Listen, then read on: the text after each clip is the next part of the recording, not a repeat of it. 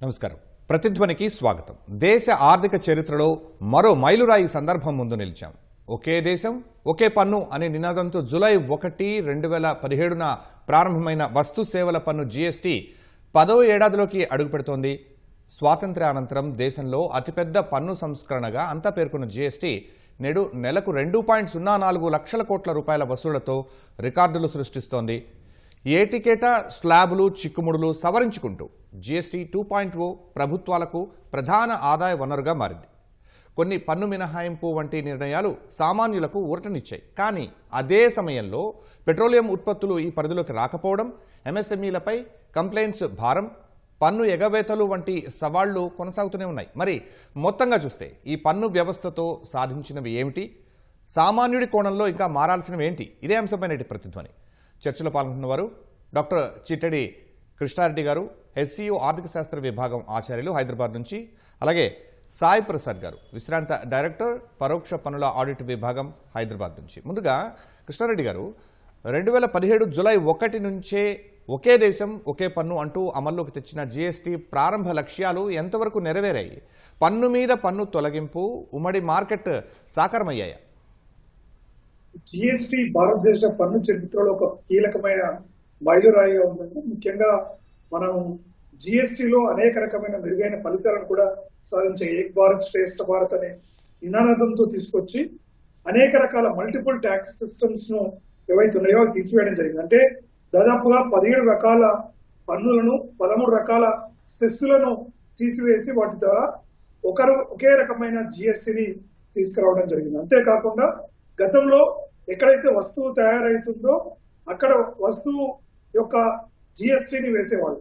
ఇక్కడ జిఎస్టీ వచ్చిన తర్వాత చివరగా ఎక్కడైతే వినియోగదారుడు వస్తువును వినియోగిస్తాడో అక్కడ జిఎస్టీ వేయడం కూడా మనము గమనించవచ్చు. ఇట్లా జిఎస్టీ ద్వారా మొత్తానికి డబుల్ టాక్సేషన్ విధానం అనేటువంటిది లో మార్పులు చేర్పులు రావడం జరిగింది.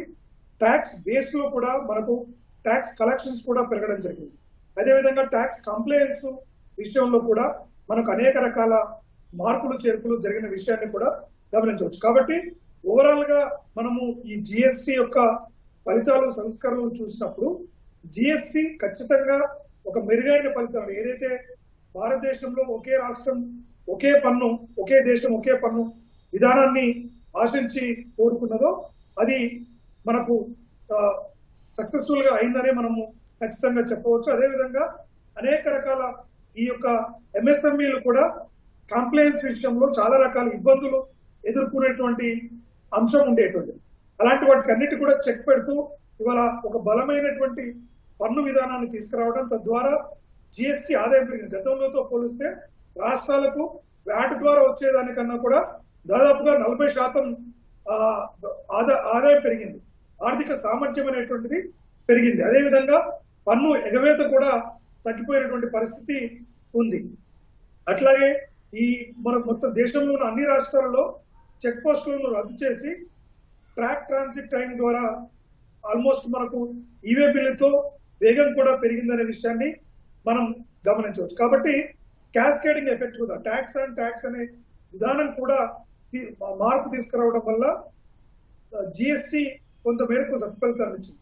అయితే ఇవన్నీ అచీవ్మెంట్స్ అవుతే దీంట్లో కూడా ఇప్పటి వరకు ఇంకా కొంత ట్యాక్స్ కంప్లైంట్స్ విషయంలో కూడా హెచ్ఎస్ఎన్ కోడ్ ద్వారా చేస్తున్నప్పటికీ కూడా దాదాపుగా ఈ డిస్ప్యూట్స్ ఏవైతే ఉన్నాయో, అంటే ఫేక్ బిల్స్ జనరేట్ చేస్తూ దాదాపు 1,17,000 కోట్ల రూపాయలను ఫేక్ గా చేసినట్టుగా కూడా మనకు జిఎస్టీ కౌన్సిల్లో మనకు తేటతెల్లం అవుతుంది. పన్నును డూప్లికేట్ చేయడంలో కావచ్చు, ఎగవేత చేయడం తగ్గినప్పటికీ కూడా ఇంకా ఆ పరిస్థితులు కొనసాగుతూ ఉండటం కూడా మనము గమనించవచ్చు. కాబట్టి మనం జిఎస్టీ ఒక రకంగా చాలా వరకు కూడా సక్సెస్ఫుల్ గా ఇది దేశ పన్ను వ్యవస్థను మార్చడంలో సఫలీకృతమని చెప్పవచ్చు. రైట్. సాయి ప్రసాద్ గారు, 2025-26 గణాంకాలు చూస్తే జిఎస్టీ వసూళ్లు 22.27 లక్షల కోట్లకు చేరాయి. ఇదంతా జిఎస్టీ మహిమగానే అనుకోవచ్చా? ఈ క్రమంలో చూసిన మంచి చెడ్ల గురించి చెప్తారా? ఖచ్చితంగా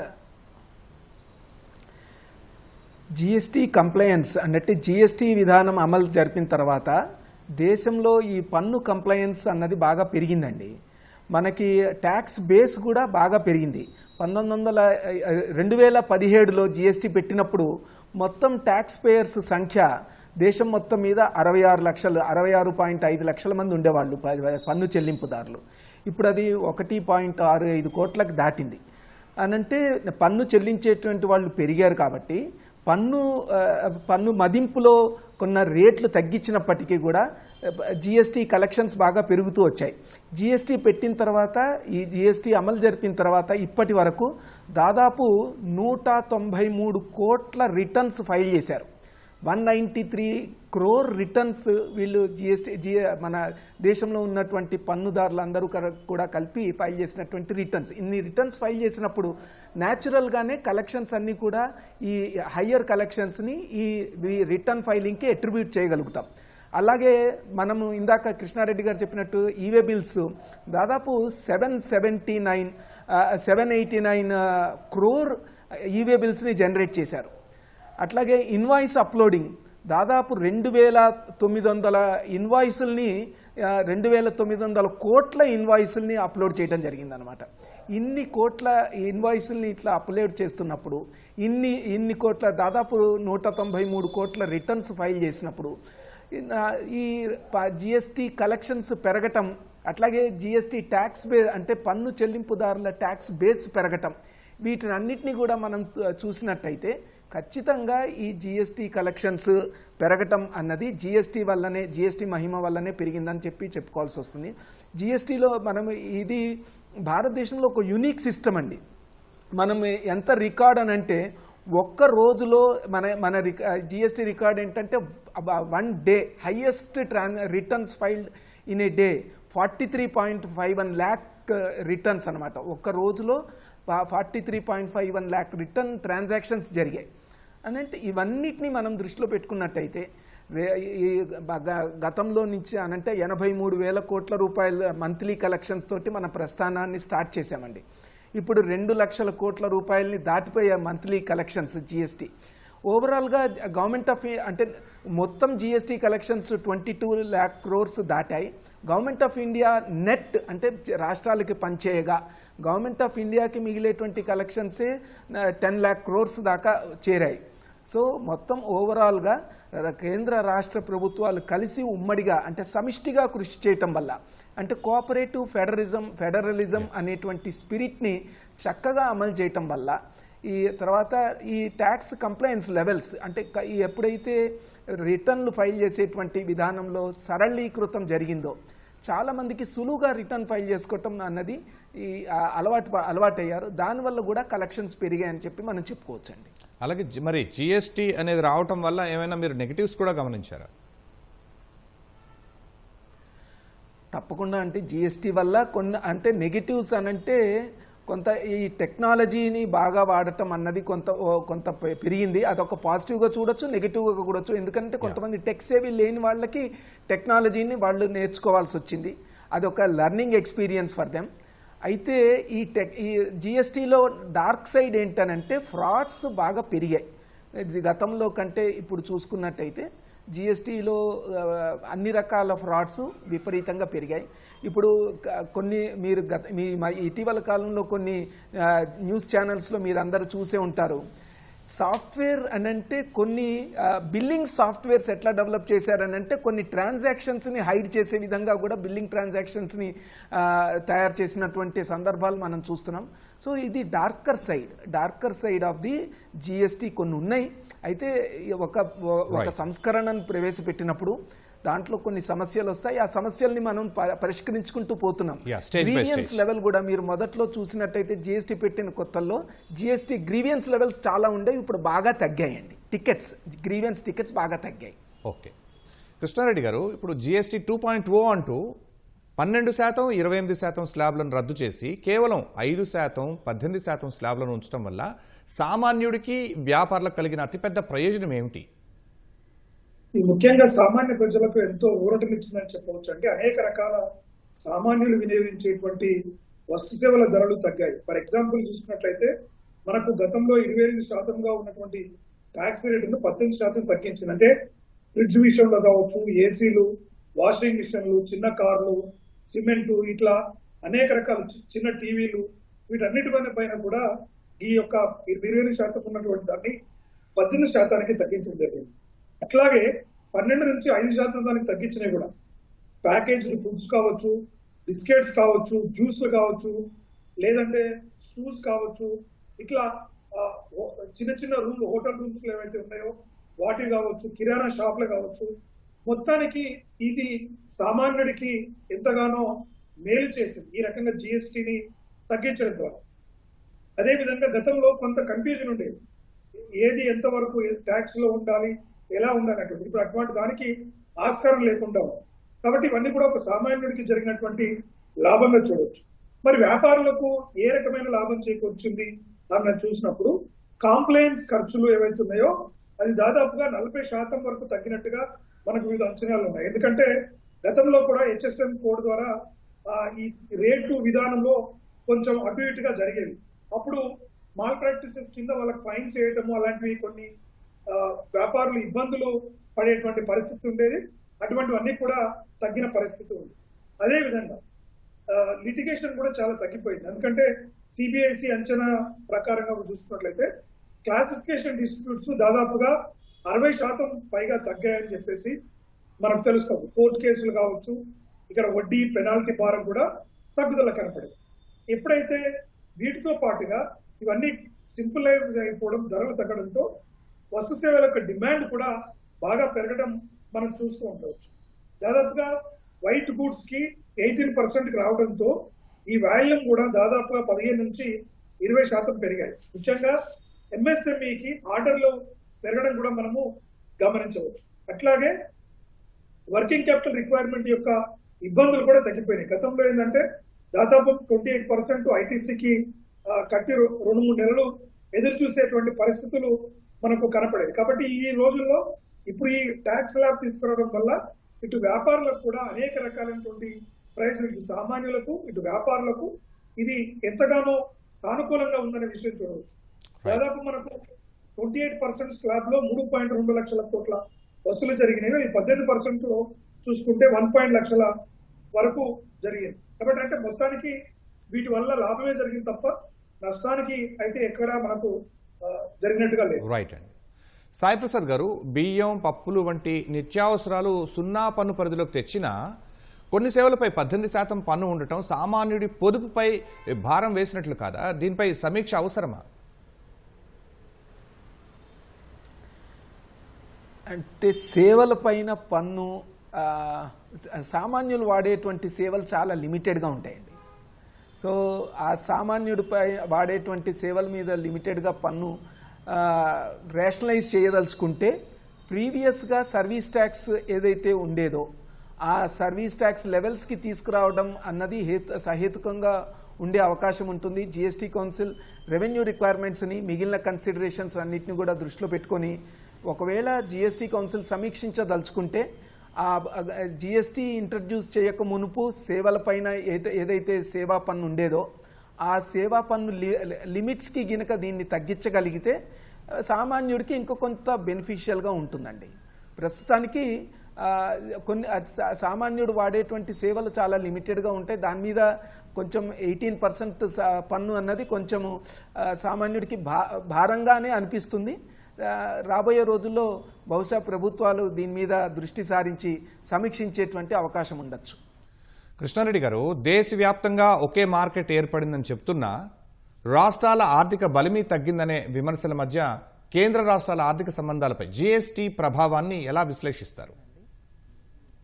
దాంట్లో కొంత మేరకు వాస్తవం ఉన్నట్టుగా కనిపించినా కూడా కేంద్రం దానికి తగినట్టుగా కొన్ని చర్యలు చేస్తుంది. అంటే ఫర్ ఎగ్జాంపుల్ రాష్ట్రాలు కోల్పోయింది ఏంటి అంటే చాలా వరకు మనకు వినపడుతున్న మాట ఏంటంటే ఫిజికల్ అటానమీ. ఏదైతే రాష్ట్రాలు గతంలో ఏంటంటే వ్యాట్ రేట్ను నిర్ణయించుకోవడంలో రాష్ట్రాలు ప్రధానంగా ఉండేవి. ఇప్పుడు జిఎస్టీ కౌన్సిల్లో చూసుకున్నట్లయితే కేంద్రానికి 33% ఓటు ప్లస్ వీటో ఉంటుంది.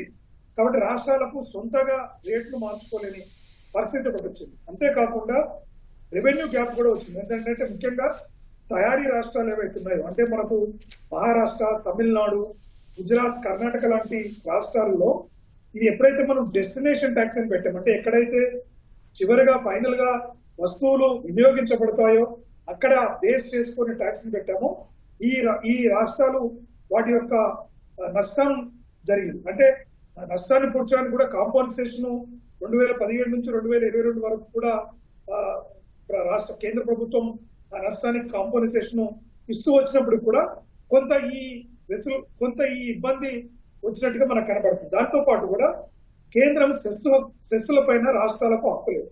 కేంద్రము తన ఆదాయాన్ని పెంచుకోవడానికి హక్కుల కోసము ముఖ్యంగా పెట్రోల్, ఎక్సైజ్ లో కావచ్చు జిఎస్టీ సెస్ మొత్తం కూడా కేంద్రానికే వెళ్ళడం, రాష్ట్రాలకు వాటా అనేది లేకపోవడంతో కొంత ఆర్థికంగా లోటును ఏర్పడే పరిస్థితి, ఈ యొక్క రాష్ట్రాలు ఇబ్బందికరమైన పరిస్థితి కొంత కనబడుతుంది. కాకపోతే ఓవరాల్ గా చూసుకున్నప్పుడు కేంద్ర రాష్ట్రాల రాబడి రెండు కూడా పెరిగింది. అంటే ఇక్కడ ఒక రకంగా మనకు ఇక్కడ అకానం తగ్గి ఈ ఒక తగ్గిందని మనం భావించినప్పటికీ కూడా 2017లో మనకు జిఎస్టీ పై 7.4 లక్షల కోట్లు ఉంటే అది దాదాపుగా 2026కి వచ్చేసరికి 22.27 లక్షల కోట్లకు పెరిగింది. అంటే 50% ఎస్జిఎస్టీ కూడా రాష్ట్రాలకు దాదాపుగా 11.13 లక్షల కోట్లు వచ్చింది. అంటే ఇది వాటితో పోలిస్తే దాదాపు 40% ఎక్కువ. కాబట్టి రాష్ట్రాలకు ఆదాయం పెరిగిన మాట వాస్తవం కూడా మనం గమనించుకోవాలి. లాజిస్టిక్స్ ఆదా మరొకటి ఏంటంటే చెక్ పోస్టులు లేకపోవడంతో ఈ ట్రాన్స్పోర్ట్ కాస్ట్ లో కూడా ఈ మనకు జిఎస్డిపిలో దాదాపుగా 11 నుంచి 14% వరకు కూడా లాభం పొందినట్టుగా మనకు కనబడతాం. ఇట్లా ఓవరాల్ గా చూసుకున్నప్పుడు మనకు జిఎస్టి వల్ల ఆర్థిక సామర్థ్యం అనేటువంటిది పెరిగినట్టుగా కనపడుతుంది, కానీ కొంత మేరకు ఆర్థిక స్వయం ప్రతిపత్తి తగ్గింది అనేటువంటి భావన కలుగుతుంది. దాంట్లో కొంత మేరకు వాస్తవం ఉండొచ్చు. ఎందుకంటే అది దేశ ప్రయోజనాలు కాపాడే నిమిత్తం మనకు ఈ 16th ఫైనాన్స్ కమిషన్ లో కూడా రాష్ట్రాలకు ఇచ్చేటువంటి వాటాను 43% పెంచడం జరిగింది. అంటే గతంలో దాదాపుగా 36-37% ఉన్నటువంటి దాన్ని మనకు భారీగా రాష్ట్రాల యొక్క శాతాన్ని కూడా పెంచి రాష్ట్రాలకు నష్టం జరగకుండా చూసేటువంటి ప్రయత్నం కేంద్రం చేస్తుంది. కానీ ఎటొచ్చి జరిగేది ఏంటంటే కేంద్రమే ఈ వెసులుబాటు ఇవ్వగలుగుతుంది, కానీ రాష్ట్రాలు కావాల్సి వచ్చినప్పుడు ఆ వెసులుబాటును తమకు తాముగా చేసుకోలేకపోతున్నాము. మా ఫిజికల్ అటానమీ, రాష్ట్రాల యొక్క ఈ యొక్క ఫిజికల్ అటానమీ అనేటువంటిది తగ్గిపోయింది అనేటువంటి కొంత ఆందోళన కనబడుతున్నా రెవెన్యూలో మాత్రం ఎక్కడ ఇబ్బంది జరగలేని విషయాన్ని మనం గమనించుకోవచ్చు. రైట్. సాయి ప్రసాద్ గారు, ఇంకా లొసుగులు ఎక్కడ కనిపిస్తున్నాయి ఈ జిఎస్టీలో? జిఎస్టీ అమల్లో సాంకేతిక వ్యవస్థలు, ఈ ఇన్వాయిసింగ్, ఈ వే బిల్, డేటా అనలిటిక్స్ వంటి చర్యలతో పన్ను ఎగవేత ఎంతవరకు తగ్గింది? అంటే కొంత డేటాలో ప్రాబ్లమ్స్ అయితే ఉన్నాయండి. జిఎస్టీ ఒరిజినల్గా ఏదైతే ఆటో ఇన్వాయిస్ మ్యాచింగ్ అన్నటువంటి కాన్సెప్ట్ జిఎస్టీ మొదలు పెట్టేటప్పుడు ఈ ఇన్వాయిస్లన్నింటినీ కూడా ఆటో మ్యాచింగ్ చేస్తాము అనేటువంటి కాన్సెప్ట్తో మొదలుపెట్టారు. కానీ అది 2017లో అమలు జరిపేటప్పుడు దాన్ని ఆటో ఇన్వాయిస్ మ్యాచింగ్ అన్న కాన్సెప్ట్ని పక్కన పెట్టి GSTR 3 అన్న దాన్ని కొన్ని రోజులు అబేయన్స్లో పెడుతున్నాము. దాని బదులు GSTR 3B తీసుకొస్తాము. అదొక temporary arrangement, over a period of time మేము ఆటో మ్యాచింగ్ కాన్సెప్ట్ని తీసుకొస్తామన్నారు. 10 సంవత్సరాలు అయిపోయింది, ఇంతవరకు GSTR 3ని మళ్ళీ మనం అమలు చేయలేకపోతున్నాం. ఏదైతే ఇన్వాయిస్ ఆటో మ్యాచింగ్ అన్నది ఏదైతే మనం ఎన్విసేజ్ చేశామో, ముందుగా ఆలోచించామో, ఆ ఆలోచన ప్రకారం ఇంతవరకు ఇన్వాయిసింగ్ సరిగ్గా జరగట్లేదు. దీనివల్ల ఈ జిఎస్టీ రిటర్న్స్లో మిస్ మ్యాచ్లు బాగా పెరిగిపోతున్నాయి. ఈ మిస్ మ్యాచ్లు చూడటం కోసం అని చెప్పి కేంద్ర ప్రభుత్వంలో DGRM అనేటువంటి ఒక సంస్థ, బిఫా అనేటువంటి ఒక వ్యవస్థ, ఈ వ్యవస్థలు చక్కగా పనిచేస్తున్నాయి. కాబట్టి వాళ్ళు ప్రతి సంవత్సరం ఇప్పుడు DGRM దాదాపుగా 1,29,000 కోట్ల రూపాయలని వాళ్ళు డిటెక్ట్ చేశారు. దాంట్లో 1,13,000 కోట్ల రూపాయలు కలెక్ట్ చేయగలిగారు. కానీ రాష్ట్ర ప్రభుత్వాల దగ్గరకు వచ్చేటప్పటికి ఈ డేటా అనాలిటిక్స్లో కొంత కెపాసిటీ సరిగ్గా లేవు. తర్వాత వీళ్ళ దగ్గర కూడా కమిట్మెంట్ సరిగ్గా లేకపోవడం వల్ల ఈ కొన్ని మిస్ మ్యాచెస్ జరుగుతున్నాయి. అలాగే టెక్నాలజీలో కొన్ని రిటర్న్స్కి ఒక రిటర్న్కి మధ్యలో ఏదైతే ఆర్గానిక్ లింక్ ఉండాలో ఆ ఆర్గానిక్ లింక్ లేకపోవడం వల్ల కూడా కొంత ఇవేజన్కి అవకాశం వచ్చింది. ఈ మధ్యకాలంలో పార్లమెంట్లో కొంతమంది సభ్యులు అడిగినటువంటి ప్రశ్నకి సమాధానం చెప్తూ దాదాపు ఈ 5 సంవత్సరాల్లో 87,000 జిఎస్టీ ఇవేజన్ కేసుల్ని మేము డిటెక్ట్ చేశాము. ఆ ఇవేజన్ వాల్యూ వచ్చేసి 6,80,000 కోట్ల రూపాయలు జిఎస్టీ ఇవేజన్ని మేము గుర్తించాము. దాంట్లో మేము కేసులు పెడితే వాళ్ళు వాలంటరీగా డిపాజిట్ చేసినటువంటి అమౌంట్ 1,23,000 కోట్ల రూపాయలు వాలంటరీగా డిపాజిట్ చేయగలిగారని చెప్పి పార్లమెంట్లో సమాధానం చెప్పారు. అయితే ఆ సమాధానంలో ఇంకో విశేషం ఏంటంటే ఐటీసీ ఫ్రాడ్ ఏదైతే ఇన్పుట్ ట్యాక్స్ క్రెడిట్ ఫ్రాడ్ ఏదైతే ఉందో గత 5 సంవత్సరాల్లో ఇది గణనీయంగా పెరిగి ఈ 5 సంవత్సరాల్లో వాళ్ళు డిటెక్ట్ చేసినటువంటి కేసులు 43,000 కేసుల్ని మేము డిటెక్ట్ చేసాం. అది కూడా కేవలం కేంద్ర ప్రభుత్వ అధీనంలో ఉన్నటువంటి సంస్థలు డిటెక్ట్ చేసినవే పార్లమెంట్లో చెప్తున్నారు. రాష్ట్ర ప్రభుత్వాలు సమిష్టిగా వాళ్ళు చెప్పినవి కూడా ఈ ఇవేజన్ దీంట్లో కానీ లేకపోతే ఈ ఐటీసీ ఫ్రాడ్ డిటెక్షన్లో కానీ చెప్పలేదు. ఈ ఓన్లీ కేంద్ర ప్రభుత్వ సంస్థలు డిటెక్ట్ చేసినటువంటి ఐటీసీ ఫ్రాడ్ కేసులే 43,000 కేసులు ఉన్నాయి. దాంట్లో వాళ్ళు ఫ్రాడ్ వచ్చేసి 1,66,000 కోట్ల రూపాయలు ఫ్రాడ్ జరిగింది. దీంట్లో 13,000 కోట్ల రూపాయలు రికవర్ చేయగలిగారు. ఇట్లా కొన్ని లోపాలు ఉన్నాయి. వాటిని ప్రభుత్వం ఈ సిస్టమ్ సరిచేస్తూ వస్తుంది. అదే అడుగుతున్నాను సార్. ఇప్పుడు ఈ డిజిటల్ కంప్లైంట్స్ భారం తగ్గించడానికి ఇంకా ఏం చేయాలి? ముఖ్యంగా ఈ చిన్న వ్యాపారులు ఉంటారు. చిన్న వ్యాపారులు ఎక్కువ టైం ఈ జిఎస్టీ కంప్లైంట్ దీనికే టైం వెచ్చించాల్సి వస్తుందని వాళ్ళ నుంచి కంప్లైంట్ ఉంది. ఏమండి ఇప్పుడు చాలా వరకు దీన్ని సులభతరం చేశారు, ఇంకా సులభతరం చేస్తున్నారు. ఇప్పుడు గతంలో కంటే ఇప్పుడు జిఎస్టీ రిటర్న్ ఫైలింగ్ అన్నది చాలా సులువైపోయింది. ఒకసారి జిఎస్టీఆర్ 1 గినక ఇన్వాయిస్లు గినక జిఎస్టీ మీరు సిస్టమ్ ద్వారా చేసేస్తే మీకు జిఎస్టీఆర్ 3 అన్నది ఆటో పాపులేటెడ్గా వస్తుంది. వీళ్ళు ఇంకేం చేయక్కర్లేదు. వాళ్ళు వచ్చిన జిఎస్టీఆర్ రిటర్న్ ఆటో పాపులేటెడ్ వస్తుంది కాబట్టి దాన్ని చెక్ చేసుకొని సబ్మిట్ బటన్ నొక్కేస్తే చాలు. కొంతమందికి స్మార్ట్ ఫోన్ లేకపోయినా సరే నార్మల్ ఫోన్ ద్వారా కూడా జిఎస్టీ రిటర్న్స్ ఫైల్ చేసేటువంటి సౌకర్యాన్ని కల్పించారు. ఇట్లా కొన్ని టెక్నాలజీలో మార్పులు చేస్తూ జిఎస్టీ సువిధా సెంటర్స్ని వాళ్ళు కొంచెం యాక్టివేట్ చేశారు. ఎక్కడైతే ఫామ్స్లో సింప్లిఫైజ్ చేయాలో ఆ ఫామ్స్ని సింప్లిఫైజ్ చేశారు. అట్లాగే ఎక్కడైతే ఆటో పాపులేటెడ్ అమౌంట్స్ రావాలో వాటిని ఆటో పాపులేట్ చేసే ప్రయత్నం చేస్తున్నారు. ఇంకా ఏమన్నా చేయాల్సి ఉంటే వాటిని ఎప్పటికప్పుడు సమీక్షించి చేస్తూ వస్తున్నారండి. రైట్. కృష్ణారెడ్డి గారు, పెట్రోల్, డీజిల్, విద్యుత్, మద్యం వంటి అంశాలను జీఎస్టీ పరిధిలోకి తీసుకురావాలనే డిమాండ్ అయితే చాలా కాలంగా ఉంది. ఇది రాజకీయంగా, ఆర్థికంగా ఎంతవరకు సాధ్యమవుతుంది? క్లుప్తంగా చెప్పండి. ఇది ఆర్థికంగా చాలా అంటే రాష్ట్రాలకు ముఖ్యంగా భారంగా మారుతుంది. ఎందుకంటే ఇవాళ రాష్ట్రాలు నడుపుతున్నవే పెట్రోల్, డీజిల్, మద్యం లాంటి వాటిపైన రాష్ట్ర ఖజానా నడుస్తుంది. కాబట్టి ఖచ్చితంగా ఇది రాజకీయంగా పెద్ద దుమారం లేపుతుంది. జిఎస్టీ కౌన్సిల్లో కూడా కేంద్రము మేము రెడీగా ఉన్నామని చెప్పినప్పటికీ కూడా రాష్ట్రాలు దానికి ఒప్పుకోవడం లేదు. ఎందుకంటే ఇప్పుడు దాదాపుగా పెట్రోల్, డీజిల్ రేట్లలో 40 నుంచి 50% వరకు కూడా ట్యాక్స్ రేట్లు పెంచుకున్న పరిస్థితి. అంటే 50% మనకు జిఎస్టీ కౌన్సిల్లో 18%, 28% గరిష్టంగా ఉంటే ఇక్కడ దాదాపుగా 50% ఉన్నాయి.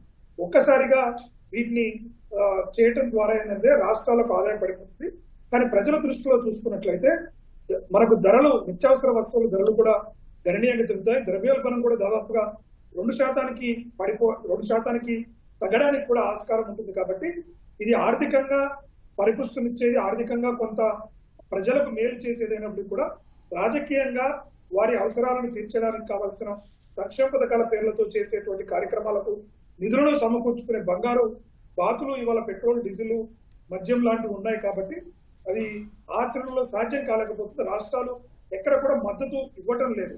మద్దతు ఇవ్వకపోను కనీసం అత్యవసర పరిస్థితుల్లో ఇక్కడ ట్యాక్స్, స్టేట్ ట్యాక్స్ కూడా తగ్గించుకునేటువంటి పరిస్థితి ఒకసారి పెంచిన తర్వాత వాటిని తగ్గించకుండా ప్రజలపైన భారాన్ని మోపుతుండడం కూడా మనం గతంలో కూడా చూసాం, ఇప్పుడు కూడా కొనసాగుతున్న పరిస్థితి ఉంది. కాబట్టి ఖచ్చితంగా జిఎస్టీ పరిధిలో తీసుకురాకపోయినా కొంత మేరకు ట్యాక్స్లు తగ్గించాలనే ప్రజల కోరిక మాత్రం ఉంది. రైట్ అండి. ధన్యవాదాలు కృష్ణారెడ్డి గారు, ధన్యవాదాలు సాయి ప్రసాద్ గారు. ఇది నేటి ప్రతిధ్వని. నమస్కారం.